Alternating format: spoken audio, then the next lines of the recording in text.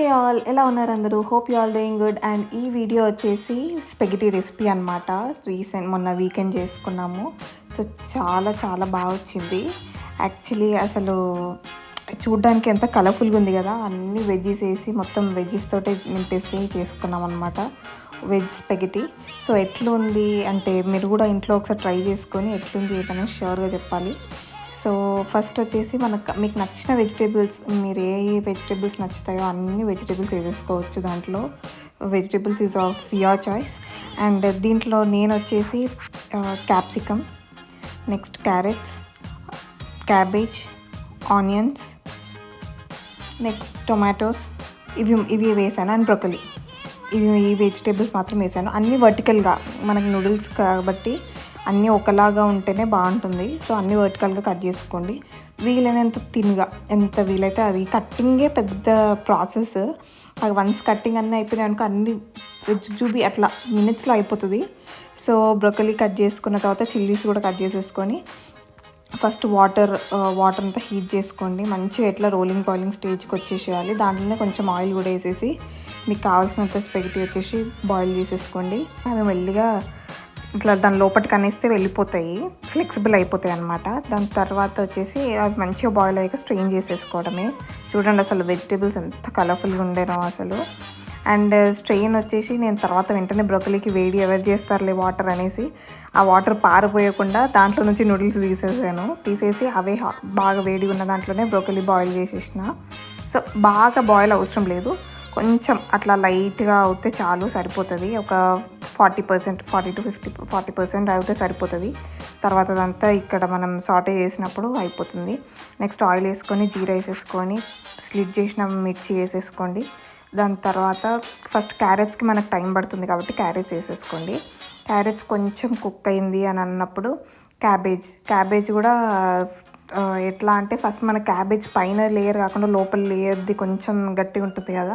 So in case అది వేసుకోవాలి అని అనుకుంటే ఫస్ట్ అది కూడా క్యారెట్తో పాటు వేసేయండి. ఆరెల్స్ పైన లేయర్ అయితే క్యారెట్స్ మంచిగా ఒక హాఫ్ కుక్ అయిన తర్వాత అవి వేసేసుకోవచ్చు. నెక్స్ట్ అది అయిపోయిన తర్వాత కొంచెం సాల్ట్ వేస్తే, ఈ వెజిటేబుల్స్ కుక్ చేసేటప్పుడు సాల్ట్ వేస్తే కొంచెం ఈజీగా కుక్ అవుతుందని అంతే. అండ్ మూత మాత్రం పెట్టకండి, లిడ్ పెట్టేస్తే ఏంటంటే కొంచెం వాటర్ ఊరుతాయి. ఆల్రెడీ ఇవి కొంచెం వాటర్ కంటెంట్ ఉన్నది కదా, సో వాటర్ ఊరుతూనే ఉంటాయి అందులో. ఇంకా లిడ్ పెడితే ఇంకా మంచిగా ఊరుతాయి, సో లిడ్ పెట్టకండి.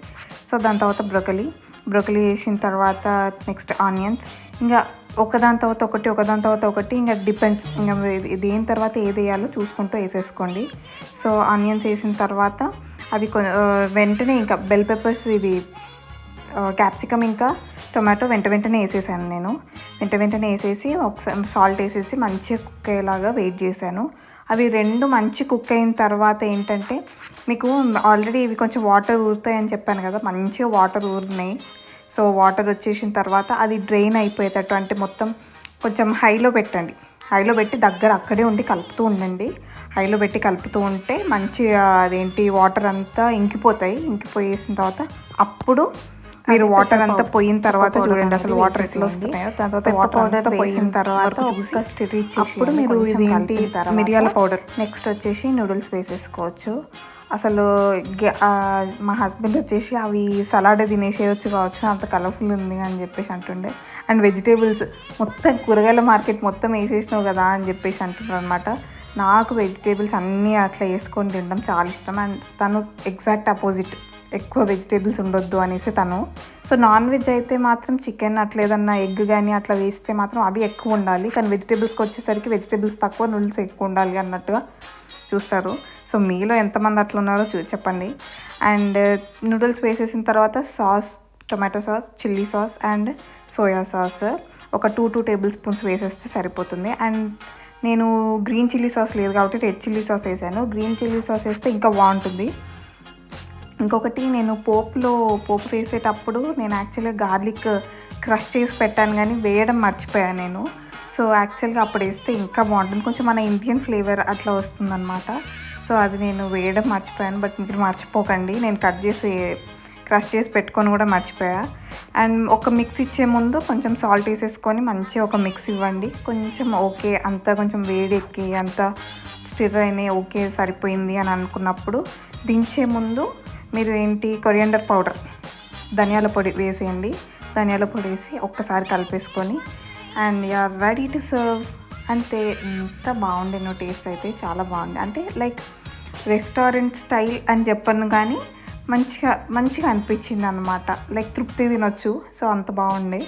సో ష్యూర్గా ట్రై చేయండి.